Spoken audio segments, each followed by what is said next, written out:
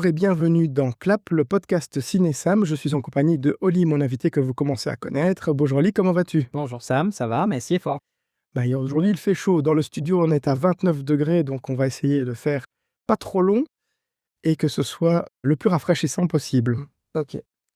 Le dossier du jour, donc c'est pour terminer les droits du cinéphile, les droits imprescriptibles du cinéphile. Il nous reste 5 droits à voir pour terminer ce tour d'horizon. Le 16e droit, donc, on arrive déjà à 16, c'est le droit de changer d'avis sur un film. Les œuvres changent avec nous, c'est ce qu'on aimerait, ce qu'on aimait pardon, hier peut nous déranger aujourd'hui, ou l'inverse, quelque chose qu'on n'aimait pas peut nous plaire aujourd'hui. Un exemple, moi j'étais vraiment pas du tout passionné par les films d'horreur, et maintenant je commence à regarder un petit peu les films d'horreur, c'est ce qu'on discutait avant de commencer ce podcast. À mon grand étonnement. Oui, exactement, oui, oui, tout à fait. Et voilà, comme quoi on peut changer, et des choses voilà, qu'on peut aimer avant et qu'on n'aime plus maintenant. On a le droit de changer d'avis sur un film ou sur une autre œuvre, évidemment. Si tu veux rajouter quelque chose? Totalement d'accord avec ça. Moi, il y a certains films qui, que au fur et à mesure du temps, je sais pas, j'ai une nouvelle appréciation. Parfois je les aime plus, parfois tout d'un coup je me dis: «Ah ben non, c'est un peu nul en fait», et après je relance un visionnage et puis je me dis: «Voilà, je trouve d'autres qualités». Je sais pas, ça dépend vraiment des années et de la façon dont je me sens à ce moment-là. Voilà, ça arrive souvent. Mais c'est vrai que c'est jamais vraiment, figé. Il y a pas un film que je me dis: «Ah ben celui-là je l'aime, je l'aimerai toujours» ou «Celui-là je le détesterai toujours». Je me rends compte de ça, que je peux changer d'avis sur un film, Ça peut. vraiment au fur et à mesure, du temps, constamment. Oui, oui. Oui, je suis assez d'accord avec ça également, et puis ça dépend de son niveau de maturité et puis de l'historique d'autres films qu'on a vus peut-être, qu'on peut mettre en comparaison ou des choses comme ça, et donc voilà, ou des choses qui nous sont arrivées, au niveau personnel ou au niveau professionnel, hein, peu importe. Alors le 17e droit, c'est le droit d'aimer un mauvais film. Mauvais entre guillemets, donc les nanars et les films ratés ont aussi une âme et parfois du génie involontaire. Donc ce qu'on appelle un nanar, donc c'est vraiment un film, qui est tellement mauvais qu'il devient bon parce il est marrant à regarder, et bah, voilà, on peut a tout à fait le droit d'aimer des films qui sont considérés comme mauvais par la critique. Mais un nanar, il me semble que j'avais vu que c'était un mix de 2 mots, mais corrige-moi si je me trompe, je suis pas sûr, mais c'est pas la combinaison de navet, mais en même temps fandard ou un truc comme ça, je sais pas, C'est une des explications de nanar effectivement. On y reviendra tout à l'heure, parce que j'ai prévu une séquence, à ce sujet plus tard. C'était vraiment pour faire le lien, et moi je voulais juste faire le lien avec une petite réflexion pour faire une pause dans les droits. C'est que, est-ce qu'à force de regarder des films, qu'ils soient bons ou mauvais, est-ce qu'on ne devient pas un peu aigri, même malgré soi? En ayant déjà tout vu, bah, on n'est plus vraiment étonné de ce qu'on regarde dans les nouveaux films, et on se dit: «Bah, il y a rien d'original, j'ai déjà vu ça», ou je peux comparer avec d'autres, et donc personnellement, moi, même si je sais que c'est vraisemblablement pas des chefs-d'œuvre, si j'ai envie de voir un film, j'irai quand même le voir, quitte à être déçu. Je ne mets pas la barre haute et je me dis: «Bah, ça va, je serai peut-être déçu, mais j'ai envie de le voir». Ou alors au contraire, je me dis: j'ai envie de le voir parce que je sais pas ce que ça vaut, et donc parfois je suis agréablement surpris, et en général, je préfère, vous le savez, être plutôt positif. Je mets davantage en avant ce que j'ai aimé pour donner aux gens l'envie de le voir et pas dégoûter les gens d'aller au cinéma, et il peut y avoir aussi du négatif, hein, on peut pas tout aimer non plus, et donc moi je me dis, mis à part le prix des places, est-ce qu'à force de défoncer, donc de dire du mal des films, est-ce qu'on n'incite pas inconsciemment les gens à ne plus aller au cinéma ou à ne plus apprécier des films? Et donc alimenter le cercle vicieux du fait qu'il y a moins de gens qui vont voir des films, donc il y a moins de bonnes choses qui sont produites, et donc c'est un cercle vicieux, quoi. Je ne sais pas, c'est une réflexion que je me pose, et je voulais savoir, qu'est-ce que toi tu peux en penser, ou qu'est-ce que tu peux apporter par rapport à ça? Moi personnellement, je fais partie des gens qui ne font pas tellement attention aux critiques. Je vais pas dire que je les lis pas, Mmh. donc je lis les avis. Il y a toujours une partie dans notre cerveau où voilà, inconsciemment, on les prend quand même en compte. Mais moi, je vais voir un film sur base si le scénario m'intéresse, si le genre m'intéresse, si un acteur dedans m'intéresse. Et donc si je vois que le film s'est fait défoncer, enfin si le consensus est mauvais, sur ce film, ça va pas m'empêcher d'aller le voir. Je vais pas dire: «Ah non, les critiques sont mauvaises», parce qu'au fait, les critiques, au final, beh, c'est des gens comme toi et moi. On a tous des avis différents et moi, j'ai déjà réalisé par le passé, quand je faisais davantage attention aux critiques, que donc du coup, je loupais pas mal de films au cinéma et bien même après, quand ils sortaient en DVD ou à la télévision, je ne les regardais pas parce que je me suis dit: «Ah oui, j'ai entendu que c'était de la merde» et cetera Mmh. et finalement, je sais pas comment je me suis retrouvé à les voir et après je me suis dit: «Waouh, mais en fait, j'ai adoré, quoi» Oui, mais voilà. et je me suis dit: «Bah, au fait, c'est dommage, moi, j'aurais trop kiffé aller voir tel ou tel film au cinéma» et j'ai simplement été arrêté parce que, il y a il y a il y a il y a 4-5 pecnos qui ont dit que c'était nul, quoi. Voilà. Donc finalement, je me dis: «Non, je vais me faire ma propre idée» et C'est ce qu'on dit souvent, hein, faites votre propre avis. oui, c'est ça et voilà, les gens sont libres de penser, mais pour te répondre par rapport au cinéma, est-ce que ça empêche les gens d'aller au cinéma? Je sais pas trop, en fait, parce que j'ai l'impression que le cinéma se porte pas mal, hein? Oui et non, enfin, je ne suis pas dans les comptes des grandes compagnies ou des studios, mais j'avais l'impression que oui, ça commence à remonter un petit peu. Il y a eu vraiment une baisse avec, le confinement évidemment, mais ça commence à remonter un petit peu d'après ce que j'ai vu. Mais, globalement, tu vois qu'il y a quand même moins de gens qui vont au cinéma que le streaming et cetera, donc Oui, mais ça, c'est parce que toutes les possibilités qu'on a sur le côté, on sait très bien que le film ne reste qu'un temps très limité au cinéma avant qu'il soit disponible sur toutes les plateformes possibles et imaginables. Mais sinon, moi, j'ai l'impression et oui, il y a aussi le tarif, parce que maintenant aller au cinéma, ben mais ça je mettais à part justement dans ma réflexion, je mettais vraiment le tarif à part ouais, justement pour ne pas que ça influence, la réflexion. et puis, pour moi, il y a aussi surtout, mais on en a déjà parlé, lors d'un précédent podcast, c'est que maintenant au cinéma, ben, les gens, sont hyper irrespectueux Oui. et moi, je ne supporte plus cette ambiance, donc c'est pour ça que je deviens beaucoup plus sélectif. Mais c'est vraiment pas par rapport au film, en fait. Si vraiment si j'étais sûr que la salle allait être respectueuse et que j'allais pouvoir m'immerger dans le film facilement et tout, j'irais voir beaucoup plus de films et c'est pas du tout, enfin, ça, c'est mon avis, c'est vraiment pas par rapport aux critiques. C'est pas les critiques qui vont m'empêcher d'aller au cinéma. OK, donc c'est ça le fond de la discussion, c'est vraiment est-ce que les critiques négatives déforcent l'envie d'aller au ciné? Toi, tu dirais que non? Pour moi, non. Toi, non, oui. Ouais, moi, c'est une question que je me posais, j'avais vraiment pas la réponse, je me dis: «Bah, ça peut être un sujet de podcast, Mais très intéressant de mais réfléchir». mais je sais qu'il y a énormément de gens qui, voilà, quand tu leur parles d'un film et tout ça, la première chose qu'ils disent: «Ouais, mais j'ai entendu dire que c'était nul, donc voilà». Il y a et je pense qu'il y a énormément de gens qui sont très influencés par les critiques et clairement pas à cause de ça. Donc moi, c'est simplement mon avis en tant que Tout à fait, il, bien sûr, oui. Mais nous, comme on en reviendra dans un prochain podcast sur l'échelle de cinéphilie, mais c'est vrai qu'en fonction des gens qui vont au cinéma une fois par an, ils disent: «Bah, est-ce que je dépense de l'argent pour aller voir ce film? S'il est mauvais, bah, je vais pas y aller», c'est un peu normal. Mais nous qui sommes cinéphiles avertis, qui allons, plus régulièrement au cinéma, évidemment, on a moins de freins à faire cette démarche. Bah oui, je vais quand même aller le voir parce que j'ai envie de le voir ou même si la critique est mauvaise, je vais quand même le voir. Heu, OK, ça va.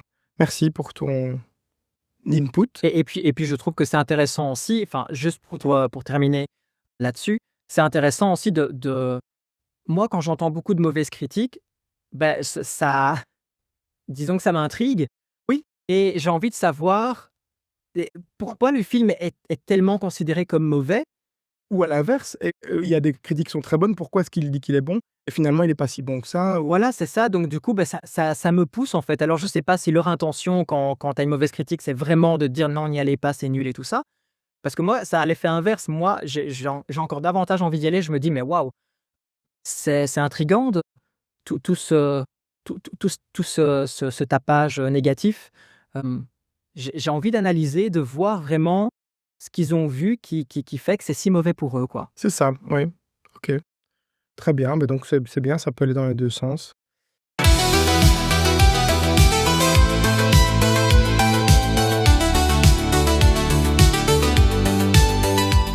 On continue les droits, avec 18e droit. C'est le droit de regarder un film juste pour sa bande originale, donc la musique, ou pour les décors, ou pour les costumes, ou pour un plan en particulier.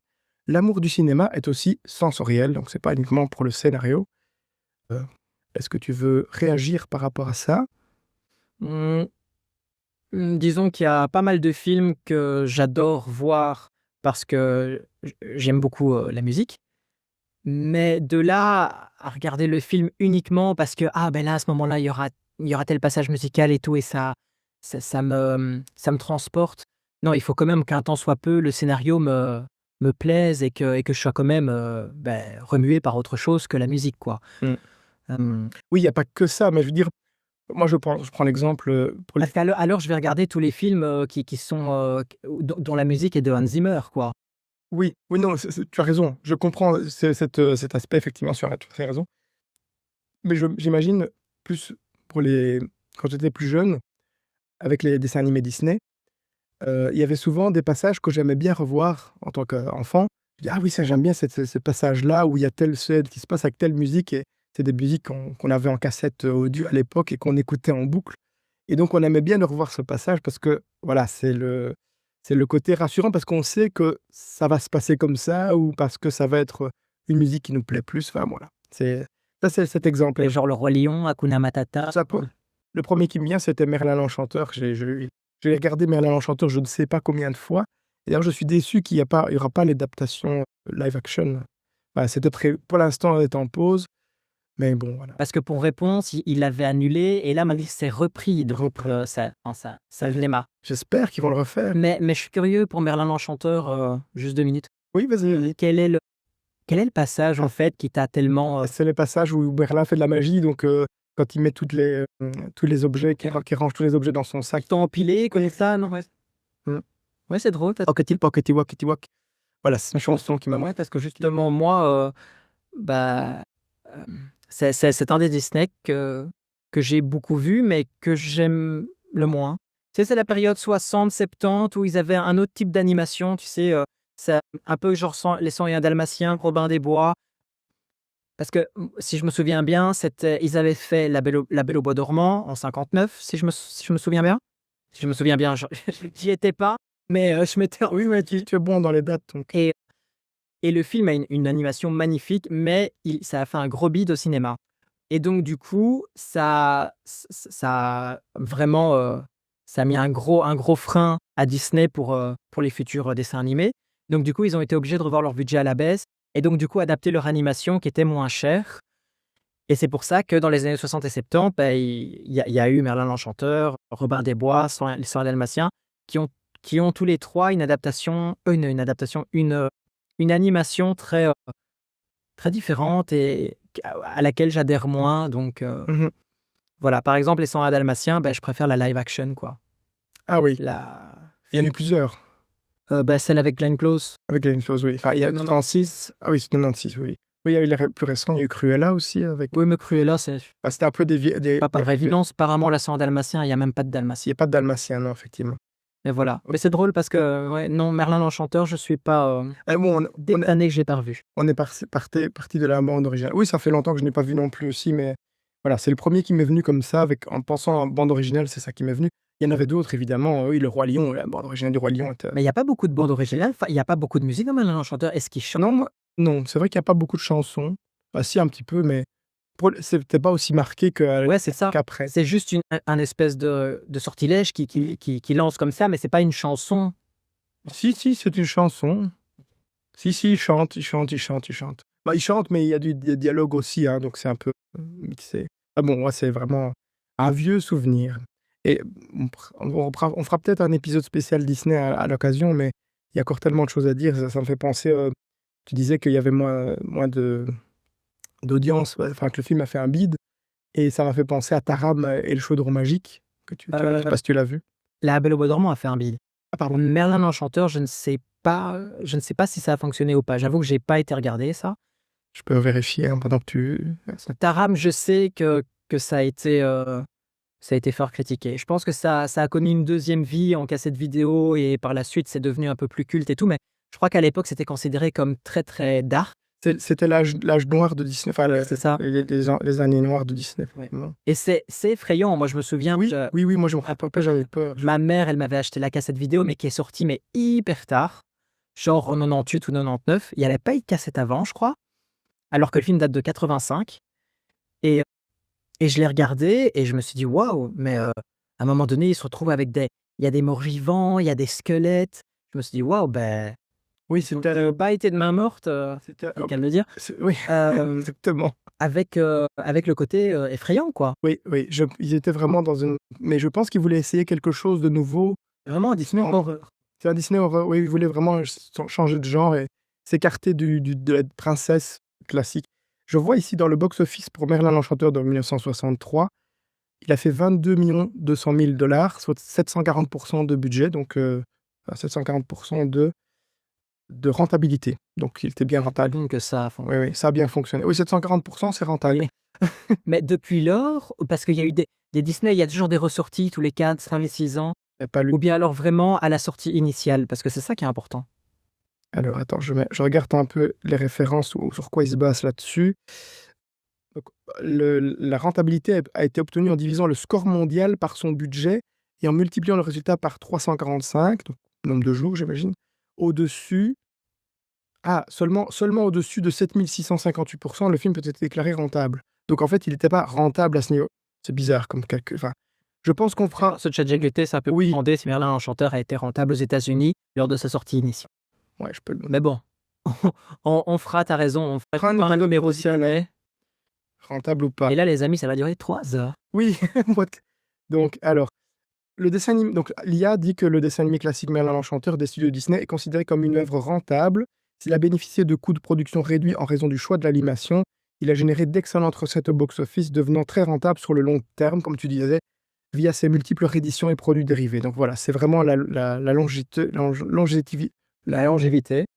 merci, qui fait qu'il est OK. Mais c'est vrai qu'a priori, à sa sortie, rentable à sa À mon sortie. avis, à sa sortie, ça devait pas être foufou. Non, je pense pas non plus. Et puis, c'est un film de Noël aussi en vrai, hein, donc c'est un peu, Il est sorti à Noël? je crois, enfin, moi je leur ai dit C'est drôle parce que peut-être pour moi, il y a pas la vibe Noël dans ce à sa sortie, il a généré 4,7 millions de dollars en Amérique du Nord. Et ils ont couvert le budget initial. Donc c'était pas rentable, mais ils ont couvert le budget. Donc c'était pas une déroute complète non plus. Mais évidemment, donc c'est vraiment grâce au temps. Bon, je pense qu'on va. Là, on est. soundtrack et ensuite Oui, on on a déliré bien- Merlin l'Enchanteur, on a bien le dé- box-office selon, au fur et à mesure des années. Oui, c'est ça le principe du podcast aussi, hein, c'est pouvoir dévier un petit peu aussi. Euh, on va passer au droit numéro 19. Donc, le droit de découvrir un film sur TikTok, sur YouTube ou sur Instagram. Même un extrait peut suffire à éveiller la curiosité. Pas évidemment regarder le film en entier sur TikTok, je pense pas que ce soit possible, ou sur YouTube. Quoique sur YouTube, parfois il y a des courts-métrages qui sont intéressants et qui ne sont pas exploités en salle. Donc voilà, parce que Moi honnêtement, pour les extraits, il y a beaucoup de quand je scrolle sur Instagram, hem, à force, ben, mon algorithme, il me sort un peu que ça parce que, voilà, je cherche toujours ce genre de choses.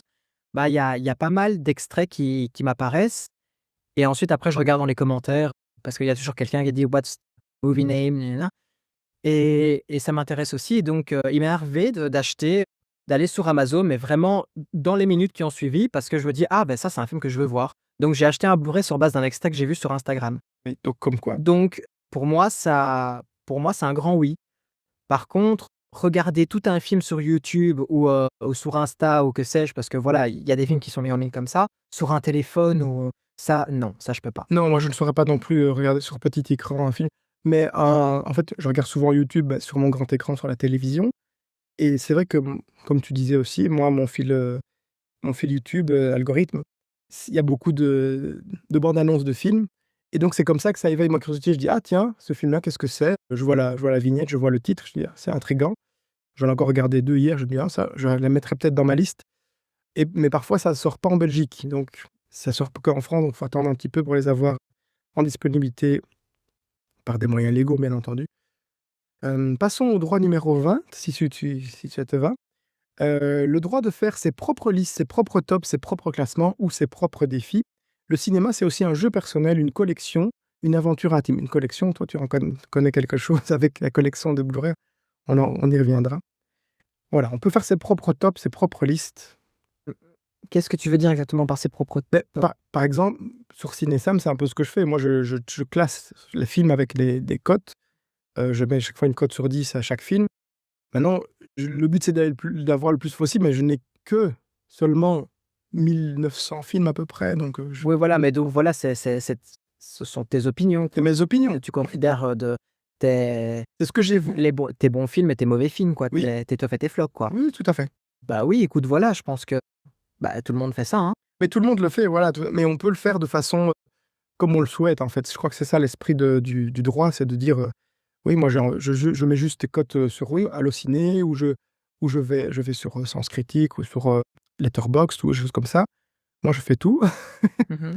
Je fais pas Allociné. Oui, mais on peut.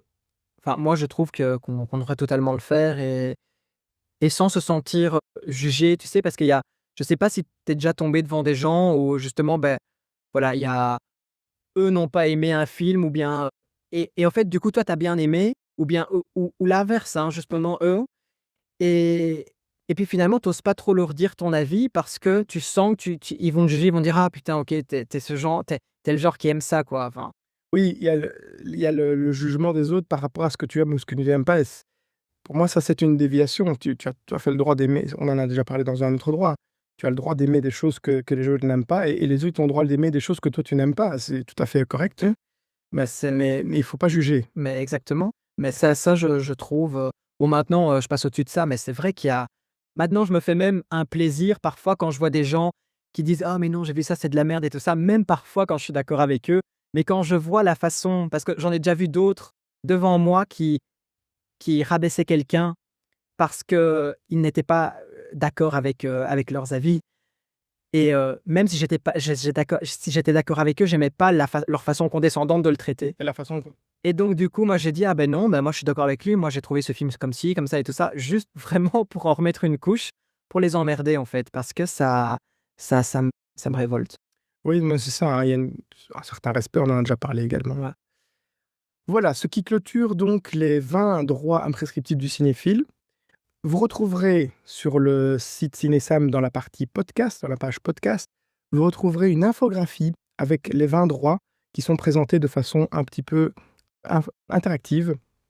Et donc, je vous invite à aller le voir, et vous pourrez la télécharger également.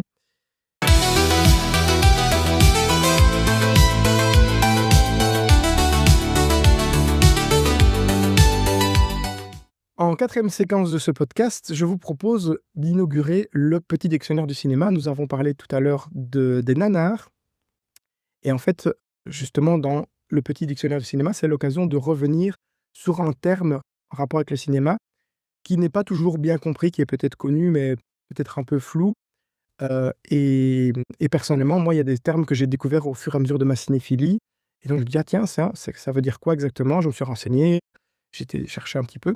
Et en tant que bon documentaliste, vu que c'est mon métier principal, c'est un peu une déformation professionnelle, c'est d'essayer de remettre l'église au milieu du village, de recadrer ce que c'est chaque terme. Et donc, je vous propose ici, puisqu'on en a déjà commencé à en parler, de reparler du nanar et du navet. Alors d'abord, le navet, c'est quoi? Objectivement, c'est un mauvais film. Donc c'est un film qui a bénéficié d'un budget très faible, ou qui n'a pas été bien recontracté, ou pas forcément. C'est C'est ça, ça c'est mon avis. Mais je pense pas que c'est forcément un film à petit budget, hein. Oui, ça peut être un film à gros budget. Oui, tout à fait, tout à fait, tout à fait. Attends, je vais reprendre, parce que, tu vois, ça, ça c'est mon avis, mon a priori, on va dire. Mais il y a donc un site qui s'appelle nanarland.com, dont le lien est en description, Ce site. que tu connais déjà. Et là, il reprend vraiment bien les définitions Et ils font des critiques des films et ils sont drôles. Oui, oui, oui, c'est assez décalé, enfin, c'est assez marrant. Ah ben, justement, on en parlait, ce genre j'ai eu envie de voir blindé de films en allant surfer sur leur site. Ah ben voilà, donc c'est l'occasion de leur rendre hommage. Moi, je l'ai découvert grâce en cherchant la définition de nanar et de navet. Et ils ont en fait un glossaire sur leur site qui est assez bien fait. Et donc, si je reprends leur définition de... Ils n'ont pas si, ils ont dit la définition de navet. C'est au sens figuré, le mot navet désigne une œuvre d'art dénuée de valeur, et plus particulièrement un très mauvais film, insipide et ennuyeux. Définition du Petit Robert, en référence à la fadeur du légume homonyme. Le navet qu'on peut manger est assez fade. On peut le distinguer du nanar, qui est un film mauvais mais divertissant, au contraire du navet, dont la vision ne saurait apporter aucun plaisir. Si l'on considère que le terme navet désigne toute espèce de mauvais film, on peut pousser un peu plus loin la nuance en estimant que les nanars sont des navets, mais drôles. Et donc c'est justement ça, l'idée, c'était de distinguer le nanar du navet. Et dans la définition de nanar, parce que tu poses la question tout à l'heure, d'où est-ce que ça vient? Il y a 2 possibilités. Alors, je vais pas lire toute la définition parce qu'elle est assez longue, mais d'après Bernard Pivot, le terme nanar serait un dérivé de navet qui remonterait lui-même à bien avant l'invention du cinéma, puisqu'on l'utilisait au 19e siècle dans les salons pour désigner des tableaux de peu de valeur, qu'on dirait plutôt aujourd'hui des croûtes, ou bien des œuvres littéraires ennuyeuses. Cependant, malgré tout le respect que nous devons à M. Pivot, on préférera se fier à la version que propose le petit Robert, selon lequel le terme nanar date du 19e siècle et s'orthographie alors nanar avec un D au bout. Il ne dériverait pas de navet, mais d'un mot d'argot oublié qui s'appelle, enfin, le panard, le mot d'argot panard, qui signifie un vieil homme. Un nanar est donc à l'origine une vieille croûte, une œuvre que l'on trouve mauvaise et risible, car désuète. Donc c'est l'idée de désuet qui est en plus. Dans le jargon des brocanteurs et des bouquinistes, un nanar désigne un objet médiocre et invendable. Une distinction s'est établie par rapport à l'expression navet, qui tend à désigner une œuvre ennuyeuse, ça on en a déjà parlé. OK. Voilà. La définition est assez longue. Moi, je pensais justement que c'était fandard ou tu sais, parce que c'était un navet, mais ou au moins que tu prends plaisir à regarder, tu sais, avec des potes ou et panard, justement, ben panard, moi aussi, bon, là, c'est pas du tout la définition que j'avais en tête, mais parce que quand on dit aussi, oh, ben quel panard et tout, c'est quel plaisir. Et l'expression qu'on utilise aussi, Je sais pas. Je ne connaissais pas le mot panard. Pour moi, le panard, c'est le pied, quoi, en argot. Donc, c'est encore. Oui, justement, quel pied, tu vois. Ah oui, oui. C'est vraiment prendre son pied en regardant un film parce que voilà, tu sais que ça va être ridicule, tu sais que ça va être absurde et tout ça, mais il y a quelque chose de jouissif, même si tu sais que le film en soi est nul, quoi. Oui, peut-être que ça aussi un petit peu dérivé. Je sais pas, hein, il y a peut-être d'autres explications qui ne sont pas sur le site. Mais prendre son pied, je fais une petite digression. Et tu sais d'où vient l'expression prendre son pied pour dire avoir du plaisir. C'est une anecdote qui est assez sympathique et croustillante à replacer dans les dîners mondains. En fait, à l'époque, les soldats, quand ils revenaient, enfin, je crois que c'est même les marins qui revenaient sur la terre ferme, quand ils étaient payés, c'était pas les soldats. Les soldats, ils avaient une solde, mais les marins, ils avaient ce qu'ils appelaient un pied d'or ou un pied d'argent. Et donc, prendre son pied, ils prenaient leur argent, c'est une quantité d'argent, en fait. Et à quoi servait leur quantité d'argent? C'était d'aller voir les prostituées pour prendre du plaisir. Et donc, c'est de là que vient prendre son pied. Ah, tu as pris ton pied, voilà, c'est-à-dire, tu as pris ton argent pour aller voir, prendre du plaisir dans les maisons. Quand j'ai réfléchi, prendre son pied, enfin, c'est pas spécialement agréable. Oui, voilà, oui, non, tout à fait. Non, Ouais, donc voilà. d'où ça, c'est vrai que c'est un peu bizarre que Non, mais c'est de la. passion, Si je me trompe pas, ça vient effectivement des marins ou en tout cas de quelque chose de militaire qui prendre ce pied, c'est une quantité d'argent qui servait à avoir du plaisir, à dépenser pour le plaisir. Voilà. Donc voilà, c'était le premier terme du petit dictionnaire du cinéma. Vous avez déjà une trentaine de termes qui se trouvent sur le site Cinesam dans la partie petit dictionnaire du cinéma. Si vous voyez d'autres termes qui n'y sont pas et que vous souhaitez les proposer, n'hésitez pas à les proposer à l'adresse webmaster@cinesam.be ou en commentaire.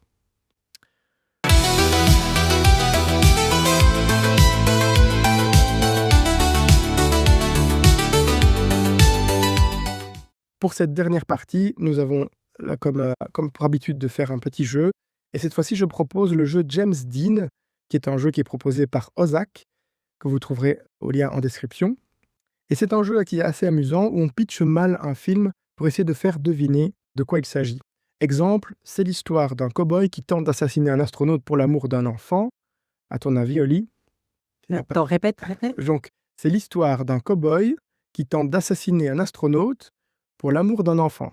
C'est l'histoire d'un cow-boy qui tente d'assassiner un astronaute pour l'amour d'un enfant. Un astronaute et un cow-boy. C'est tiré par les cheveux, évidemment, hein. C'est pas à partir d'un détail, c'est pas l'histoire principale. Ben, Space Cowboys. Non, non, ça aurait ouais, c'est l'idée justement de chercher au 2e ou au 3e degré. Donc ici, c'était Toy Story. Toy Story.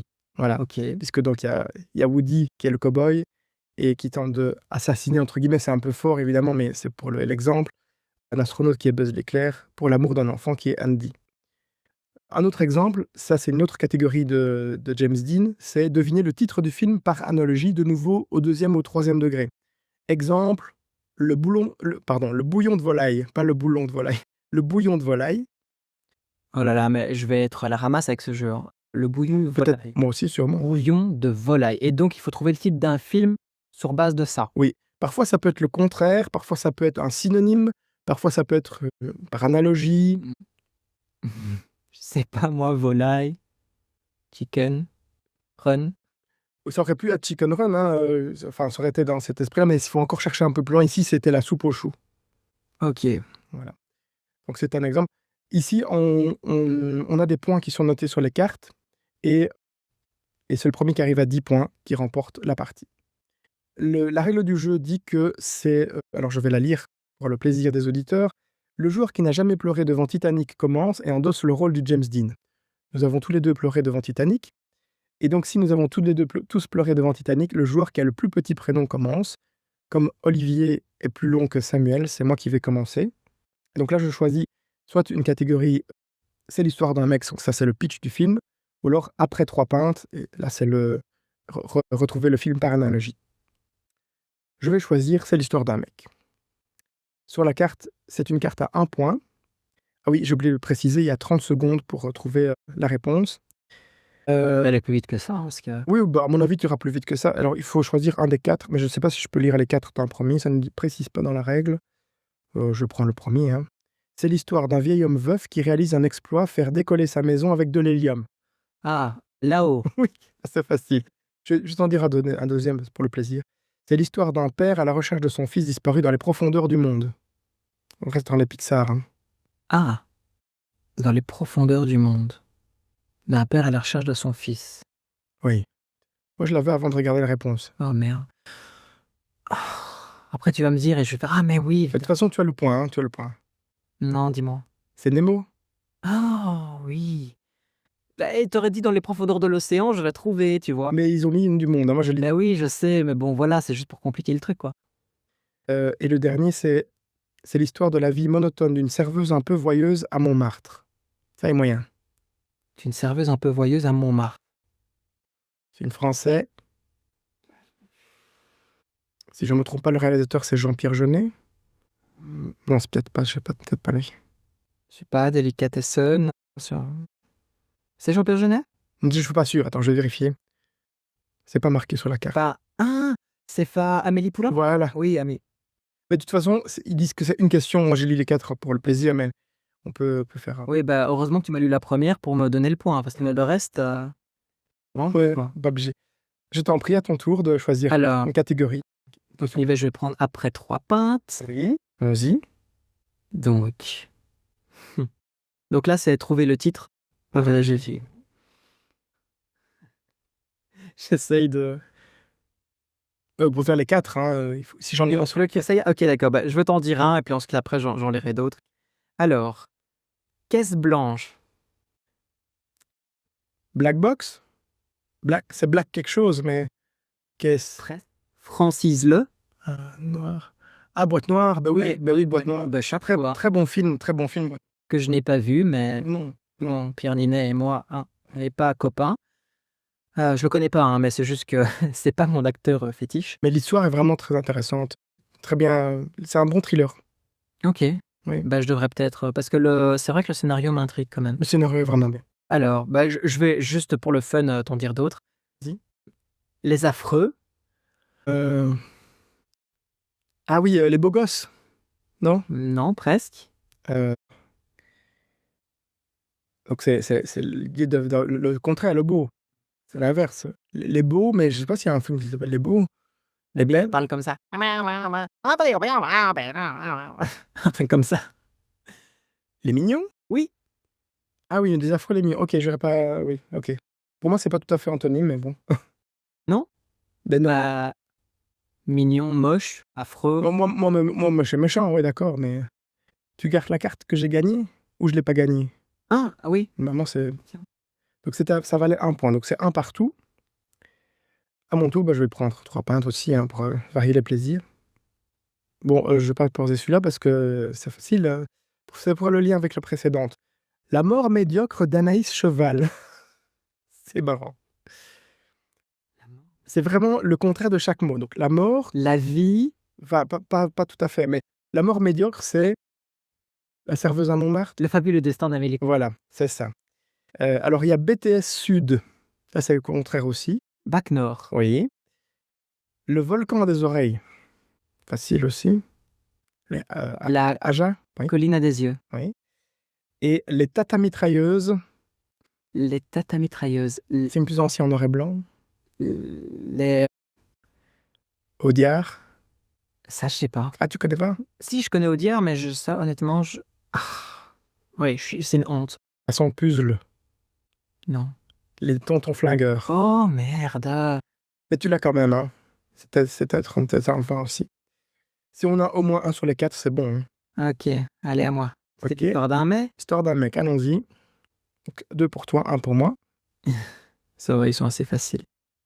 Quoique, là, je vais pas te prendre le plus facile parce que les autres sont tellement évidents. Allons-y. C'est l'histoire d'un mec qui se fait croquer les fesses. Ah. Qui se fait croquer les fesses. J'avoue, je vois pas du tout. Allez, t'as encore quelques secondes. Oui, non, il y a 30 secondes. Mais Ouais. c'est long, 30 secondes en podcast. Hein. Les dents. Les dents de la mer. Ouais. Mais il faut le trouver, hein. Ouais. Honnêtement, c'est pas... le pitch est pas terrible. C'est pas terrible, donc je suis d'accord. C'est pas... Allez, je t'en dis un autre pour que tu essayes d'avoir le point. C'est l'histoire d'un gars maigrichon qui, après une cure de stéroïdes, part à la guerre pour sauver le monde. Captain America. Ouais. Tiens, Ok, ouais. cadeau. Super. Voilà, ça vous avez un petit peu... Voilà, le reste, ils étaient trop évidents. Alors, le reste, c'était quoi? Histoire d'un mec qui obtient des vœux illimités, mais qui galère à conclure avec une princesse. Oui, Aladdin. Et un mec solitaire un peu crasseux qui remporte la princesse sans le vouloir grâce à son pote bavard et collant, Shrek. Tout à fait. Amusant. Ok, à moi. On repart sur l'histoire. On continue avec l'histoire. Alors, ah oui, c'est l'histoire d'un Fortnite métavers, mais en mieux. T'as Fortnite, Métavers, que t'as vu? Ouais, c'est un film de Spielberg. Ready Player One. Exactement. Bah, merci d'avoir du Spielberg, hein, parce que... Oui, un petit coup de main. Oui, parce que j'aurais peut-être pas trouvé si j'avais pas vu la réponse. C'est l'histoire d'un mec qui passe des années à fouiller la galaxie pour sauver l'humanité alors que la solution se trouvait derrière sa bibliothèque. Le capitaine du Nexus 6 en a fait une vidéo récemment. Derrière sa bibliothèque. Je sais pas. Avec Un un film de Christopher Nolan. Interstellar. Exactement. Ouais, mais voilà, c'est parce que tu m'aides avec les réals, quoi. Trop non, je suis à côté de là. C'est pour donner un coup de pouce. Je vais rien dire sur celui-là. C'est l'histoire d'un groupe de super-héros fans de super-héros mais qui ne sont ni super ni héros. Les Gardiens de la Galaxie. Non. Les Avengers. Non. Ah ouais. Non, c'est des vrais super-héros. Ouais. Donc c'est l'histoire... De super-héros fans de super-héros mais qui ne sont ni super ni héros. Je sais pas. Qui cassent. Oh oui, mais bon, ouais. Ouais, c'est vrai. Alors le dernier, normalement tu dois l'avoir, c'est l'histoire d'un immigré clandestin qui fuit les forces de l'ordre en 2 roues grâce à un enfant. On est sur une carte du même réalisateur que la première. Donc c'est Spielberg. J'ai rien dit, j'ai pas dit le nom du réalisateur. Spielberg, c'est un homme qui fuit sur 2 roues et c'est un enfant. C'est l'histoire d'un immigré clandestin qui fuit les forces de l'ordre en 2 roues grâce à un enfant. Non. C'est tellement évident quand on a la réponse, évidemment. C'est E.T. E.T. l'extraterrestre. Immigré clandestin, voilà, évidemment, c'est un peu... Oui. Mais je donne la carte, tu en as trouvé 2 avec un petit peu d'aide, donc ça 2 demi, Ça. 2 demi, ça fait 1, voilà, on va dire. Enfin, on connaît chacun. Toi, tu as 3 cartes et tu as combien de points en tout? Dans les 4 points? Moi j'ai 1, 2, 3, 4, 5. 5 points. Tu crois? Moi 4. C'est pour... Ouais. Tu choisis, tu veux quoi? Après 3 pintes ou c'est 120? Non, c'est toi qui dois choisir, c'est le James Dean qui choisit. Ok, bah je reprends cette histoire d'un mec. Ok. Cool, marrant. Alors... C'est chaud, hein? Oui, 29 degrés. Alors, ça, c'est quelque chose que tu as vu il n'y a pas trop longtemps, que tu as découvert. Donc, du coup, je pense que tu vas l'avoir. Donc, c'est l'histoire d'une ado. Ah, mais non, mais c'est facile, en fait. C'est l'histoire d'une ado qui se réveille dans le corps de sa mère et réalise que payer des factures, c'est moins fun que prévu. Bah, Freaky Friday, mais ça c'est... Non, je l'avais vu il y a longtemps, le premier épisode en tout cas. Ok. C'est l'histoire d'un gars qui accepte un job peinard dans un hôtel et finit par vouloir tuer sa famille. J'aurais dû avoir cette carte, hein. Ah, ça c'était un peu plus tricky. Histoire d'un gars qui travaille dans un hôtel. Ouais. Qui accepte un job peinard dans un hôtel et finit par vouloir tuer sa famille. Allez. Ah Voilà. Papa. Ah oui, de Shining. De Shining, oui, bien sûr.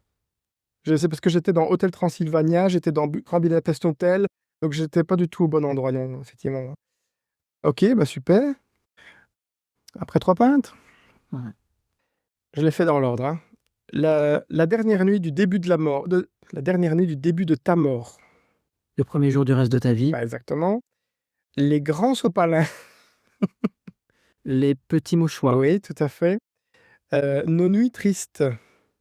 Nos étoiles contraires. Non. Ah, tout à Nos nuits tristes. Nos jours heureux. Oui, un jour heureux.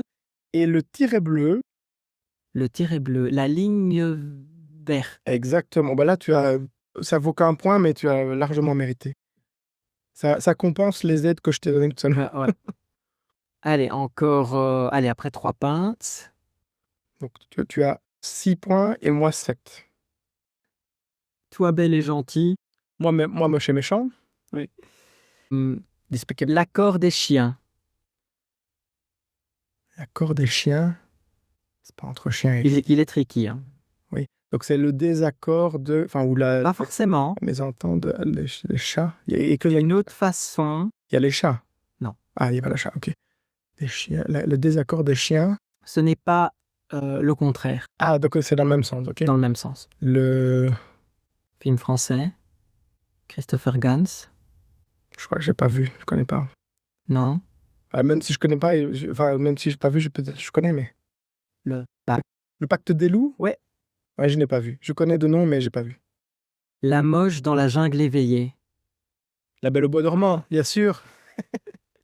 Le roi et le tétard. Le prince et le pauvre. Non, le prince et le...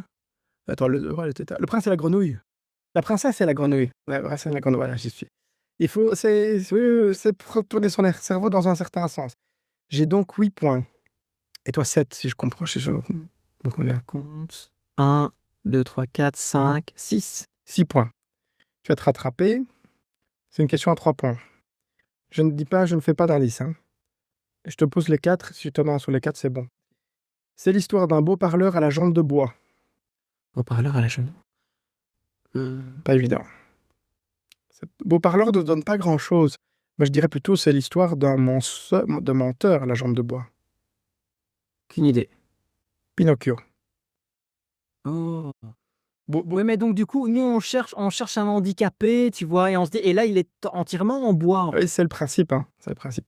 Bon, tu vas trouver un des 3 autres. C'est l'histoire d'un gars souffrant d'une scoliose qui découvre que dans la vie, le charisme ne suffit pas toujours pour séduire. Quasimodo, le bossu de Notre-Dame. Exactement, bravo. Tu as les 3 points. Je pose les 2 autres pour le fun. C'est l'histoire d'une nounou prétentieuse qui met des enfants en danger et disparaît sans prévenir. Mary Poppins. Oui, tout à fait. J'ai vraiment dit au... Ah, mais c'était ça ou Nanny McPhee. C'est l'histoire d'un film pour bambins qui finit sans haine. Sans haine, et puis entre parenthèses, il y a haine. Je sais pas pourquoi. Cache la réponse. C'est un film pour bambins qui finit sans haine. Sans haine. Sans haine avec H, puis entre parenthèses, haine. Je sais. Mais oui. En fait, la réponse est dans la question. Je viens de comprendre. Si tu enlèves le N de bambin. Ah, Bambi. Voilà, exactement. Mais tu as quand même trouvé Mary Poppins, c'est le précédent. On arrive tout doucement au bout. Ok. On fait encore... Faut arriver à 10, hein, donc... Ah oui, 10, t'as raison. 8, et toi... Oui, je sais à quoi, là? T'as 8 points aussi, non? 3, 4, 5, 6, 7, 8, 9. T'as 9. Encore un point pour toi et t'as gagné. Alors, après, c'est Jeanne. Ou 2 pour moi. C'est combien? Oui, c'est chaud, hein. Ah, bah, on en a... Là, c'est 2 points. Ah, donc si je reprends pas... Ouais, on en a parlé. Donc voilà, je vais déjà t'aider là-dessus. Non, pas d'indice, parce que si je gagne, je remporte la partie. Non, je vais pas te le dire, tu vas les avoir. Je te dis un... Ne dis rien. Ouais. Dis juste la question. C'est l'histoire d'un homme qui passe ses nuits à empêcher des statues et animaux empaillés de foutre le bordel. La nuit au musée. Merde. Mais en fait, ouais, ok. C'est l'histoire d'un gars amoureux qui fait des pirouettes dans les airs. Qui est amoureux qui fait des pirouettes dans les airs. Superman? Non. Tom Cruise. Ah, Top Gun. Ouais. C'est l'histoire d'un gars qui fait pipi au lit chaque nuit en imaginant la fin du monde. Personne ne le croit, donc tout le monde meurt. Ça, tu verras pas. Moi, je sais même pas quel film c'est. Est-ce que c'est pas Pee-wee Big Adventure, Tim Burton? Non, c'est rien là. Non, c'est Take Shelter. Ah, je connais pas. Non. C'est l'histoire d'un homme qui rend visite à la famille raciste de sa petite amie et vit une expérience troublante. Allez. Film français, là. Non, on en a parlé quand on évoquait, je sais pas si on en a parlé pendant le podcast, mais on en a parlé avant. On parlait de Blumhouse, qui a fait Obsession, et ils ont fait aussi le même principe avec la possession. Oui, mais je ne me rappelle pas. Rappelle- Jordan Peele, Ah oui, Get Out. ouais, Get Out, oui, oui. Moi, j'ai décollé. C'est la chaleur. voilà. Mais voilà, de toute façon, tu as les 2 points, donc tu as 10, tu as gagné. Maman, j'ai gagné. Bravo ça. Voilà. Pour une fois que c'est moi qui Ouais. gagne. Mais il est chouette ce jeu, moi j'aime beaucoup. Voilà.